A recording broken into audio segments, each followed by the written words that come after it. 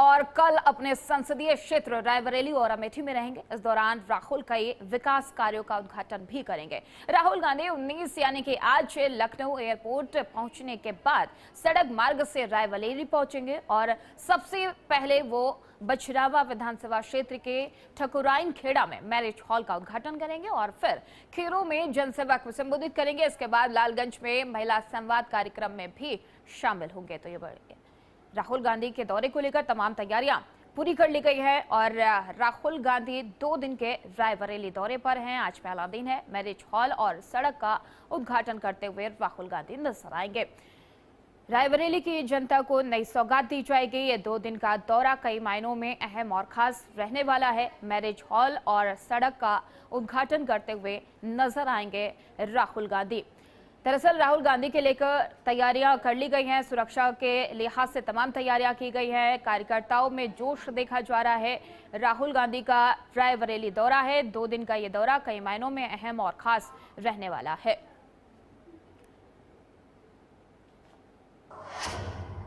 और इस खबर पर अधिक जानकारी के साथ हमारे संवाददाता पुनीत मोहन हमारे साथ जुड़ चुके हैं। पुनीत, राहुल गांधी का 2 दिवसीय रायबरेली दौरा है, किन मायनों में इसको खास और अहम माना जाए? क्या तैयारियां की गई है? क्या कुछ अपडेट पुनीत?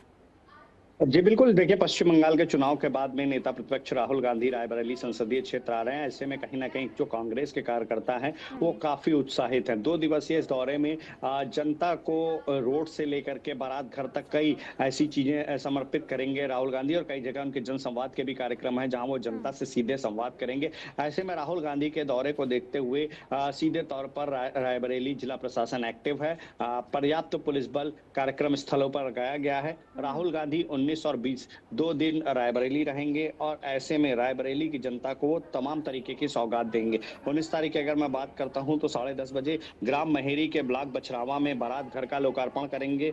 इसके अलावा 11:30 बजे Shri Saraswati inter college block खीरो में जनसंवाद कार्यक्रम रखा गया है। 1:30 बजे मंगलम गेस्ट हाउस लालगंज में महिला संवाद कार्यक्रम रखा गया है। महिला सशक्तिकरण बिल आने के बाद में जिस तरीके से भारतीय जनता पार्टी आरोप लगा रही थी कि कांग्रेस और समाजवादी पार्टी ने समर्थन नहीं किया, जिसके चलते जो संशोधन हुआ था महिला सशक्तिकरण बिल में वो नहीं हो पाया है। फिलहाल इस बात को पूरी तरीके से क्लियर करेंगे क्योंकि कांग्रेस का साफ तौर पे कहना है कि ये एक साजिश थी। महिला सशक्तिकरण बिल तो 2023 में पास हो चुका है, उसमें संशोधन करके जिन राज्यों में भारतीय जनता पार्टी की संख्या ज्यादा है वहां पर विधायकों और सांसदों की संख्या बढ़ा करके देश और प्रदेश में बने रहने का प्लान भारतीय जनता पार्टी कर रही थी। आज आपको महिला संवाद कार्यक्रम में क्या महिला सशक्तिकरण बिल में संशोधन हो रहा था और क्या सरकार की रणनीति थी उस पर चर्चा करते हुए राहुल गांधी नजर आएंगे। शाम 5 बजे वार्ड नंबर 14 मोहल्ला पहलवान वीर बाबा रायबरेली में डामर रोड का लोकार्पण करेंगे। रात्रि विश्राम है उनका सांसद आवास में भुवे मऊ में, जहां वो अक्सर रुकते हैं, वहां वो रुकेंगे। उसके बाद कल उनका सुबह 9 बजे कार्यक्रम है सांसद आवास पे ही, जहां वो जनता से मिलेंगे। इसके बाद 10:30 बजे ग्राम लोधवरी ब्लॉक राही में अमर शहीद वीरा पासी जी की प्रतिमा पर पुष्पांजलि करेंगे और बहुजन स्वाभिमान सभा का आयोजन है, वहां पर जनता को संबोधित करेंगे। तो 2 दिवसीय इस दौरे में राहुल गांधी कहीं ना कहीं अपने संसदीय क्षेत्र रायबरेली की जनता से सीधे कनेक्ट होंगे। अब चाहे महिला सशक्तिकरण के बिल की बात हो, चाहे वो देश और प्रदेश सरकार के द्वारा जो कार्य कराए जा रहे हैं उस पर भी कहीं ना कहीं हमलावर होते हुए राहुल गांधी सीधे तौर पर नजर आएंगे। इसके अलावा जिस तरीके से संसदीय क्षेत्र में विकास हो रहा है और क्या कार्य हो रहे हैं उसका भी जायजा राहुल गांधी लेंगे। बिल्कुल पुनीत, महिलाओं के हक की बात करना हो या फिर मैरिज हॉल का उद्घाटन हो, सड़क का उद्घाटन हो, ऐसे में ये माना जाए कि आगामी चुनाव को मद्देनजर रखते हुए कांग्रेस के लिए ये खोई हुई जमीन को वापस करने का एक बड़ा हथियार है। रायबरेली से जनता को साधने की कोशिश की जा रही है और हर वर्ग को साधने की कवायद मानी जाए कांग्रेस की तरफ से। पुनीत, देखिए 2027 का विधानसभा का चुनाव जैसे जैसे नजदीक आएगा, कांग्रेस की प्रियंका गांधी राहुल गांधी का अब दौरा उत्तर प्रदेश की ओर बढ़ेगा। रायबरेली और अमेठी कांग्रेस का गढ़ कहा जाता है और ऐसे में आप देखिए किशोरीलाल शर्मा कांग्रेस से अमेठी से सांसद है तो रायबरेली भी कांग्रेस के कब्जे में है। अब सीधे तौर पर यहाँ से एक बिगुल फूका जाएगा 2027 के विधानसभा चुनाव के लिए, क्योंकि वर्तमान स्थिति की अगर मैं बात करूं तो कांग्रेस की एकमात्र विधायक है रामपुर खास से आराधना मिश्रा मोना। अब ऐसे में उत्तर प्रदेश में अगर विधायकों की संख्या बढ़ानी है और पार्टी को मजबूत रूप से खड़ा करना है तो जाहिर तौर पर पर कड़ी मेहनत करनी होगी। हालांकि समाजवादी पार्टी के साथ में गठबंधन जरूर है, लेकिन अभी 2027 का चुनाव जब नजदीक आएगा तो सीटों को बंटवारे को लेकर के किसी तरीके का अगर विवाद नहीं होता है तो ये गठबंधन बरकरार रह सकता है। लेकिन अगर सीटों के बंटवारे को लेकर के किसी भी तरीके की आनाकानी हुई या किसी भी तरीके की कोई रोष उत्पन्न हुआ दोनों के बीच में, तो जाहिर तौर पर गठबंधन टूटने के भी कगार पर आ सकता है। क्योंकि जिस तरीके से पीडीए का फॉर्मूला लेकर समाजवादी पार्टी चल रही है, उनका साफ तौर पर मानना है कि अगर मजबूती से चुनाव लड़ा गया तो 2027 में विधानसभा में समाजवादी सरकार आएगी। अब देखना होगा कि कांग्रेस समाजवादियों को कितना समर्थन देती है, किन सीटों पर समझौता होता है। क्योंकि अगर सीधे तौर पर अगर हम बात करें, समाजवादी पार्टी के मनोज पांडे भी जो ऊंचाहार रायबरेली से विधायक रहे हैं, वो सीधे तौर पर बिल्कुल पुनीत, ये देखने वाली बात होगी कि कांग्रेस की तरफ से, सपा की तरफ से वो क्या हाथ बिछाई जाती है आगामी चुनाव को लेकर। बहुत बहुत धन्यवाद पुनीत तमाम सारी जानकारी देने के लिए। और खबरों में आगे बढ़ेंगे। ग्रेटर नोएडा में राहगीरों को लिफ्ट देने के बहाने लूटपाट करने वाले गिरोह का पुलिस ने खुलासा किया है। पुलिस ने कार्रवाई करते हुए गिरोह के सरगना समेत 5 शातिर बदमाशों को गिरफ्तार किया है। पकड़े गए आरोपियों की पहचान अंकित, दीपांशु, तरुण, नवाब और मोहित के रूप में हुई है, जो अलग अलग जनपदों के निवासी बताए जा रहे हैं। पुलिस के मुताबिक ये गिरोह लंबे समय से जनपद और पूरे एनसीआर क्षेत्र में सक्रिय था। आरोपी सुनसान स्थानों पर राहगीरों को कार में लिफ्ट देने का झांसा देते थे और फिर उनसे मोबाइल, कैश और अन्य कीमती सामान लूट लेते थे। गिरोह के खिलाफ लगातार शिकायतें मिलने के बाद पुलिस ने विशेष अभियान चलाया। सूरजपुर पुलिस ने थाना क्षेत्र के सेक्टर ईटा 1 के पास घेराबंदी कर सभी आरोपियों को गिरफ्तार कर लिया है। कार्रवाई के दौरान पुलिस ने आरोपियों के कब्जे से लूटे गए 20 मोबाइल फोन, कैश बरामद में इस्तेमाल की गई, आपको बता दें कि कारें भी बरामद की हैं और अन्य सामान भी जब्त किया गया है। पुलिस अधिकारियों का कहना है कि आरोपियों के आपराधिक इतिहास की जांच की जा रही है और गिरोह से जुड़े अन्य लोगों की तलाश भी जारी है। पूर्व की पुलिस टीम के द्वारा एक बहुत ही पेशेवर अपराधियों के गैंग का पर्दाफाश किया गया है और कुल मिलाकर 5 अभियुक्तों को गिरफ्तार किया गया है, जिनके द्वारा टैक्सियों में लोगों को लिफ्ट देकर उनसे लूटपाट करने, छिनैती करने अथवा टैक्सी वालों को विभिन्न बहानों से रोककर उन पर आरोप लगा करके और उनके पैसे, मोबाइल इत्यादि लूटने और छीनने की घटनाएं इनके द्वारा कारित की जाती थी। ये बहुत ही पेशेवर तरीके से संगठित रूप से मिलकर ये काम कर रहे थे और काफ़ी लोगों को इन लोगों ने लिफ्ट देने के नाम पर शिकार बनाया और उनसे पैसे ऐंठे और लूटपाट किए, छिनैती की। और कुछ टैक्सी वालों को भी इन लोगों ने डरा धमका करके और उनसे काफ़ी पैसे, मोबाइल इत्यादि छीने हैं। और इस खबर पर अधिक जानकारी के साथ हमारे संवाददाता रमेश परिहार हमारे साथ लाइव जुड़ चुके हैं। रमेश, एक गिरोह को पकड़ा गया है, पुलिस ने भांडाफोड़ किया है। इस गिरोह में कितने लोग हैं? क्या जो 5 लोग गिरफ्तार किए गए यही हैं या फिर कोई और इनके पीछे सरगना भी है जिसकी तलाश पुलिस कर रही है? क्या कुछ अपडेट रमेश? आर्य थाना सूरजपुर क्षेत्र का ये मामला है। इसमें जो लिफ्ट देकर लोगों के संग लूटपाट करने वाला गिरोह था, इससे 5 सदस्यों को गिरफ्तार कर लिया गया। अन्य की गिरफ्तारी के लिए टीमें की गई है, उनको भी जल्दी गिरफ्तार कर लिया जाएगा। और उससे पहले ये मामला शिकार होता है कि जब आप सड़कों पर देखते हैं कि कई वाहन ऐसे होते हैं जो कि लिफ्ट मांग लेते हैं। मतलब जो हमें अगर कैब में नहीं मिल रहे हैं तो लिफ्ट मांग लेते हैं। विशेष तौर पर येलो प्लेट या व्हाइट प्लेट की गाड़ियों की लिफ्ट मांग लेते हैं कि आप आगे तक छोड़ दीजिए। तो इस तरीके की लिफ्ट हमें नहीं मांगनी चाहिए, क्योंकि इस तरीके की लिफ्ट मांगने पर भी ये ऐसे अपराध होते हैं। और जैसा कि इस मामले में सामने नजर आया है, लूटपाट के बाद और युवक को जो भी होता था उसको पीड़ित को फेंक कर सड़क किनारे चले जाते थे। उसके पास से 2 गाड़ियां ऐसी बरामद हुई जिससे 2 समझ थे और इनके पास से 5 बरामद हुए, काफी बरामद हुए। और इन आरोपियों के द्वारा ये जाता था जो सड़कों पर काफी देर से खड़े हुए लोग हैं और ये किसी वाहन की तलाश में लोग जिसको ये लोग अट्रैक्ट करते थे, उनको बुलाते थे और कम किराए के लालच लेते थे। इसके बाद आगे चलकर उनके साथ मारापीटी करते थे और समस्या लगाकर उनकी घटना को अंजाम देते थे।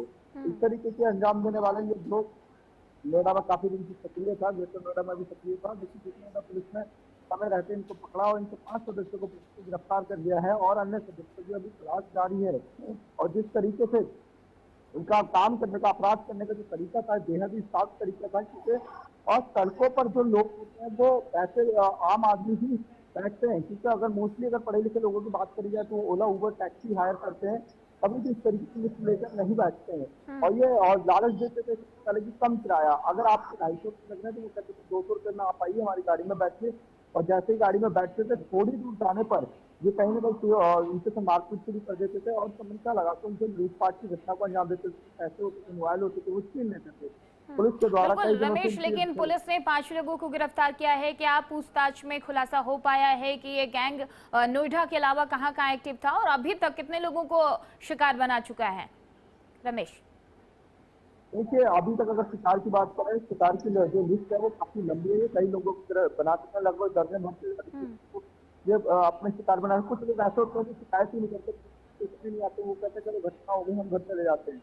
लेकिन जो लोग शिकायत करते हैं उनकी FIR दर्ज हुई, FIR पे काम हुआ, पुलिस के लगा और इस घटना का अनावरण करते हुए बिल्कुल रमेश, और जांच के बाद ही पता चल पाएगा कि इनके पीछे और कौन कौन और कितने लोग हैं। बहुत बहुत धन्यवाद रमेश तमाम सारी जानकारी देने के लिए। फिलहाल रुकेंगे एक छोटा सा ब्रेक के लिए, जल्द होंगे हाथ से। देखते रहिए HNN न्यूज।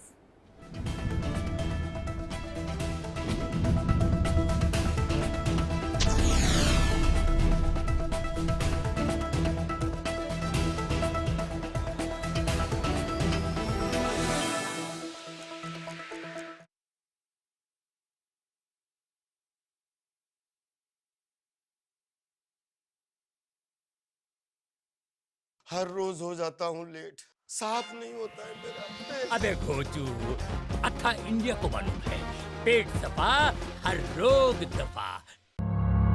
जब हर तरफ खबरों का शोर हो, जब सच और अफवाह में फर्क ना हो,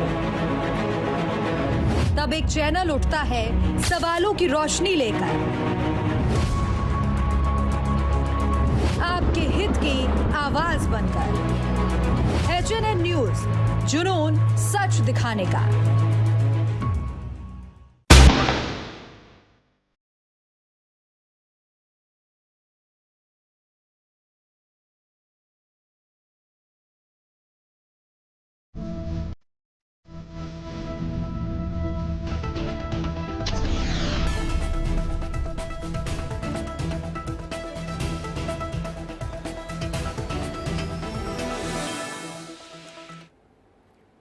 अब ब्रेक के बाद एक बार फिर से आप सभी का स्वागत है। खबरों में आगे बढ़ेंगे। पश्चिम बंगाल में हुए चर्चित हत्याकांड के मामले में जांच एजेंसियों को बड़ी सफलता मिली है। पश्चिम बंगाल के मुख्यमंत्री शुभेंदु अधिकारी के निजी सहायक चंद्रनाथ रथ की हत्याकांड में फरार चल रहे मुख्य आरोपी राजकुमार सिंह को दिल्ली CBI और मुजफ्फरनगर पुलिस के संयुक्त टीम ने उत्तर प्रदेश के छपार टोल प्लाजा से गिरफ्तार कर लिया है। आरोपी हरिद्वार से दिल्ली की ओर लौट रहा था, तभी तड़के सुबह हाईवे पर उसे दबोच लिया गया। जानकारी के अनुसार राजकुमार सिंह भलिया का रहने वाला है। वो अपने परिवार के साथ हरिद्वार में गंगा स्नान कर वापस लौट रहा था। जांच एजेंसियों को उसकी लोकेशन हरिद्वार और मुजफ्फरनगर क्षेत्र में लगातार मिल रही थी। इसके बाद CBI की टीम ने पुलिस के साथ दिल्ली देहरादून नेशनल हाईवे स्थित टोल प्लाजा पर घेराबंदी कर वाहनों की जांच शुरू कर दी। इस दौरान एक कार में सवार राजकुमार सिंह को गिरफ्तार कर लिया गया। अचानक हुई टोल कार्रवाई से टोल प्लाजा पर अफरा तफरी मच गई।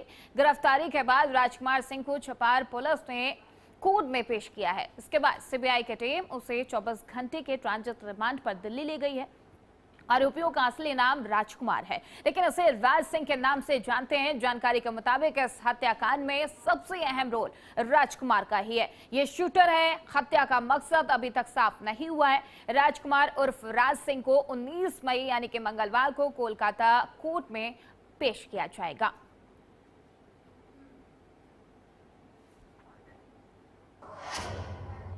और इस खबर पर अधिक जानकारी के साथ हमारे संवाददाता आदेश सैनी हमारे साथ जुड़ चुके हैं। आदेश, ये पश्चिम बंगाल का हत्याकांड जो मामला है चर्चा का विषय बना हुआ है कि आखिरकार क्यों की गई है हत्या, लेकिन अब लगातार गिरफ्तारियां हो रही हैं। बताया जा रहा है कि मेन सरगना को भी गिरफ्तार कर लिया गया है। आदेश, बिल्कुल, देखिए मैं आपको बता दूं कि मुजफ्फरनगर पुलिस और CBI को एक बड़ी सफलता हाथ लगी है, जहां पर जो है मुजफ्फरनगर छपार क्षेत्र में बने टोल पर जो है जो राजकुमार नाम का व्यक्ति है जो बंगाल के CM है, उनके PA की हत्या करने वाला था उसको जो है गिरफ्तार कर लिया गया है। गिरफ्तार के बाद कोर्ट में पेश किया गया, जहां से 24 घंटे के रिमांड पर दिल्ली सीबीआई को कोर्ट के द्वारा राजकुमार को सौंप दिया गया है। हत्या के बाद काफी दिनों से जो है ये फरार चल रहा था और सीबीआई और मुजफ्फरनगर पुलिस को एक बड़ा इनपुट मिला था, जहां पर वाहन चेकिंग के दौरान जो है राजकुमार को गिरफ्तार किया गया है। जी बिल्कुल आदेश, लेकिन अब सवाल ये उठ रहा है कि पश्चिम बंगाल में हत्या की जाती है, शुभेंदु अधिकारी के पीए की हत्या की जाती है, लेकिन उसके तार उत्तर प्रदेश से जुड़ते हुए नजर आ रहे हैं। माना यह जाए कि अब पूछताछ के बाद बड़ी एक लाइन जुड़ सकती है कि इसके पीछे साजिश किसकी थी, वजह क्या थी, वो तस्वीरें जल्द साफ हो सकती हैं। आदेश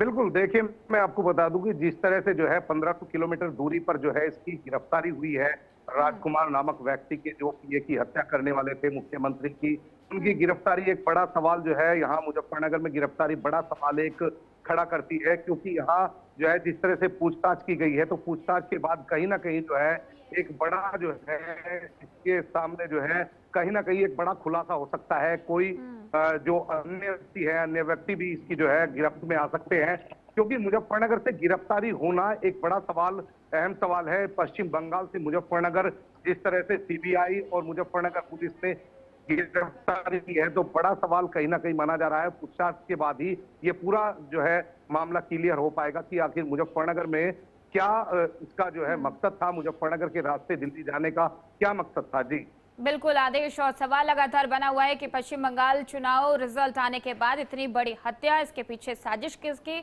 हत्या का मकसद किसका। बहुत बहुत धन्यवाद आदेश तमाम सारी जानकारी देने के लिए।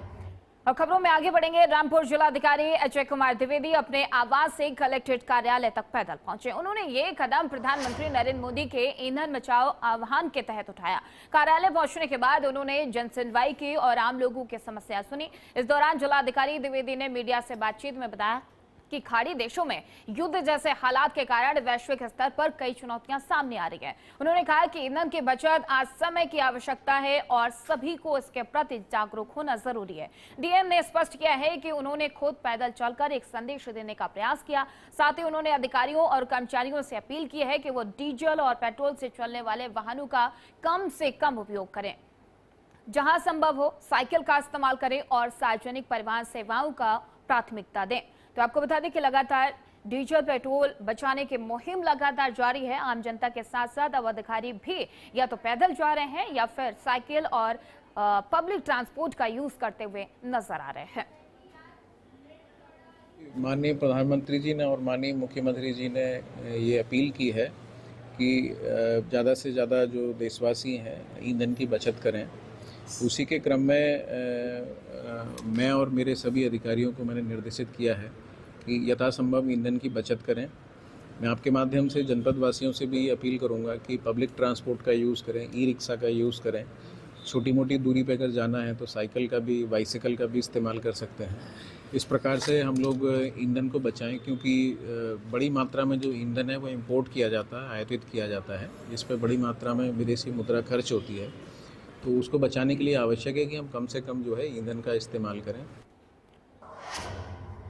और वहीं उत्तर प्रदेश के फिरोजाबाद में रविवार को जसराना तहसील में जनपद की विभिन्न योजनाओं के लोकार्पण और शिलान्यास कार्यक्रम आयोजित किया गया, जिसमें मुख्य अतिथि पर्यटन और संस्कृति मंत्री जयबीर सिंह थे। लेकिन कार्यक्रम में उस समय स्थिति अजीबोगरीब हो गई जब मंत्री द्वारा पढ़ी जा रही घोषणाओं के बीच ही लाइट चली गई। इसके बाद मंत्री ने मोबाइल टॉर्च की रोशनी में भाषण पूरा किया और इस पूरे घटनाक्रम का वीडियो अब सोशल मीडिया पर तेजी से वायरल हो रहा है। इस कार्यक्रम में 872.08 लाख की विभिन्न परियोजनाओं का शिलान्यास और लोकार्पण हुआ है। इसमें तमाम नेताओं के साथ स्थानीय अधिकारी भी मौजूद रहे।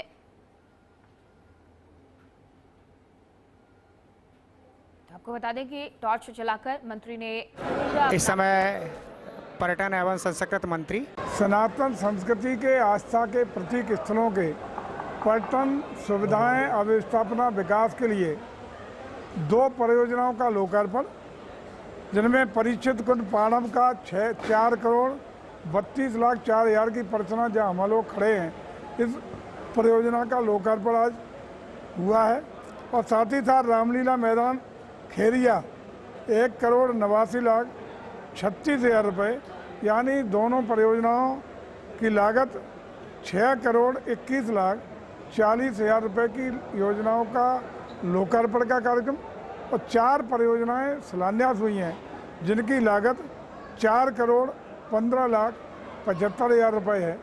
कुल मिलाकर 10 करोड़ 37 लाख 15 हज़ार रुपये की विभिन्न परियोजनाओं की लोकार्पण और शिलान्यास के कार्यक्रम इस जसराना विधानसभा क्षेत्र के अंतर्गत आज यहाँ आम जनता को बीच में हुए हैं। सहित ऐसे 6 स्थान हैं जिन स्थानों का लोकार्पण, शिलान्यास, भूमि पूजन, ऐसे कार्यक्रम में मुख्य अतिथि हम सबके नेता भारतीय जनता पार्टी उत्तर प्रदेश में फर्रुखाबाद और आगरा के प्रभारी मंत्री, मैनपुरी से विधायक और कैबिनेट मंत्री, फिरोजाबाद जिले के निवासी आदरणीय श्री जयवीर सिंह जी का आज के इस कार्यक्रम में मैं हार्दिक स्वागत करता हूं, अभिनंदन करता हूं। आप सब करतल ध्वनि से आदरणीय मंत्री जी का जोरदार। और इस खबर पर अधिक जानकारी के साथ हमारे संवाददाता मुकेश बघेल फोन लाइन पर हमारे साथ जुड़ चुके हैं। मुकेश, अक्सर देखा जाता है कि जैसे ही गर्मी आती है आम जनता की शिकायत शुरू हो जाती है कि लाइट समय से नहीं आती, लाइट बहुत कम आती है, और वो ये सच साबित होती दिखाई दी मंत्री जी के कार्यक्रम में कि कार्यक्रम चल रहा था और भाषण चल रहा था, उस दौरान ही लाइट चली गई। मुकेश। बिल्कुल, ये उत्तर प्रदेश सरकार के पर्यटन मंत्री ठाकुर जयवीर सिंह जसराना विधानसभा क्षेत्र में 9 करोड़ की परियोजना का लोकार्पण करने पहुंचे थे, जिस दौरान जब जिलाध्यक्ष उदय प्रताप सिंह कार्यक्रम को संबोधित कर रहे थे, उसी दौरान बत्ती चली जाने से लगभग करीब 1 घंटे तक कार्यक्रम बाधित रहा, जिसके बाद काफी देर के बाद में जब बिजली नहीं आई तो कार्यक्रम को छोड़कर बीच में ही मंत्री जी को मीडिया से संबोधित करके जाना पड़ा। तो कहीं ना कहीं जो बिजली विभाग की जो लापरवाही है वो साफ तौर पर यहाँ देखने को मिली है कि कहीं ना कहीं कार्यक्रम के दौरान 1 घंटे तक बिजली चले जाने का ये मामला कोई छोटा मामला नहीं है। कम से कम इससे यह तो साफ है कि कहीं ना कहीं जो ग्रामीणों की शिकायत है वो उसकी एक जीती जागती तस्वीर यहाँ देखने को मिली है। जी बिल्कुल मुकेश, लेकिन अब इतनी बड़ी समस्या मंत्री जी के कार्यक्रम में होती है तो उसके बाद मंत्री जी की तरफ से कोई एक्शन लिया गया हो बिजली विभाग के खिलाफ? क्योंकि आम जनता लगातार शिकायत करती रहती है, तमाम जगह जो आती है लिखित में देती है, उसके बाद भी सुनवाई नहीं होती है। तो अब लगता है कि ऐसा कोई एक्शन लिया जाएगा बिजली विभाग के खिलाफ कि समय से लाइट दी जाए आम जनता को ही या फिर किसी कार्यक्रम में? बिल्कुल, पूरे मामले को लेकर जिलाध्यक्ष उदय प्रताप सिंह ने बिजली विभाग के बड़े आला अधिकारियों से शिकायत दर्ज कराई है। तो कहीं ना कहीं जब मंत्री जी के कार्यक्रम में इस तरीके की लापरवाही बिजली विभाग की देखने को मिली है तो आम जनता का क्या ही हाल होगा इस भीषण गर्मी में, ये तो आने वाला समय ही बताएगा। फिलहाल पूरे मामले को लेकर तरह तरह की चर्चाएं फिरोजाबाद में है कि पूरी घटना के बाद में विपक्ष भी हमलावर है कि कहीं ना कहीं जो धरातल की स्थिति है वो कुछ और बयां करती नजर आ रही है। जी बहुत बहुत धन्यवाद मुकेश तमाम सारी जानकारी देने के लिए। फिलहाल इस बुलेटिन में इतना ही। खबरों का सिलसिला आगे भी जारी रहेगा, देखते रहिए HNN न्यूज़।